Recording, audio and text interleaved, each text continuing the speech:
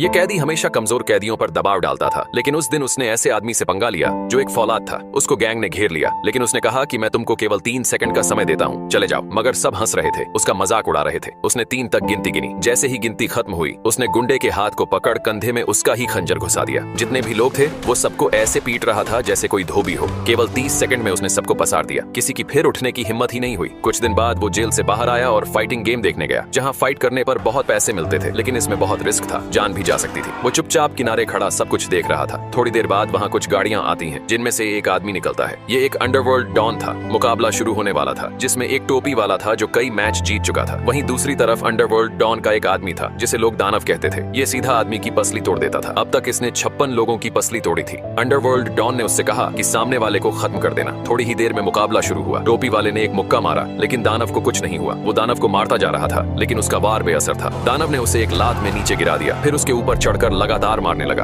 उसकी भी पसली टूट गई। दानव इस फाइट को जीत गया था। अंडरवर्ल्ड डॉन को उस आदमी ने पैसे दिए जिसका आदमी हार गया था। आदमी टेंशन में कार के अंदर बैठा, तभी पीछे वाली सीट पर वही आदमी दिखा जो जेल से छूटा था। उसने कहा कि मुझे भी फाइट करनी है और मैं जीत गया तो 60% मैं रखूंगा। लेकिन फाइट कराने वाले ने कहा, ये कोई बच्चों की फाइट नहीं है और वैसे भी तुमको कोई एक मुक्के में नीचे गिरा देगा। लेकिन कैदी ने उसे पैसों का लालच दिया, जिस वजह से वो मान गया। आदमी कैदी को अंडरवर्ल्ड डॉन के पास लेकर गया कि वो दानव से लड़ेगा, लेकिन डॉन ने उसका मजाक उड़ाया और कहा कि पहले छोटे फाइटर से लड़ लो, तुम्हारे बस का नहीं है। इतनी बेइज्जती के बाद भी कैदी चुप रहा। फिर उसने पहले मुकाबले में हिस्सा लिया। जिससे मुकाबला होने वाला था वो बहुत ताकतवर था, लेकिन कैदी ने उसकी कमजोरी पहचान ली। जब मुकाबला शुरू हुआ तो गुस्से से सामने वाले ने हमला किया, पर कैदी ने एक लात उसकी गोटी पर मारी, फिर उछलकर मुंह पर एक बार में मारा। कैदी फाइट को जीत गया। फाइट करवाने वाला बहुत खुश हुआ। फिर कैदी ने दूसरी फाइट में हिस्सा लिया। इस बार भी ताकतवर फाइटर से सामना हुआ, लेकिन कैदी ने पहचान लिया कि एक मुक्के में इसकी कहानी खत्म है, और वही हुआ। उसने घूमकर एक मुक्का मारा। एक ही मुक्के में वो ढेर हो गया। सभी लोग बहुत हैरान थे। इस तरह कैदी हर बार छोटे मुकाबले जीतता रहा। आखिरकार वो दिन भी आ गया। फाइट करवाने वाला डॉन के सामने था। उसने डॉन को चैलेंज किया और बहुत मोटा पैसा दांव पर लगाया। सामने दानव था,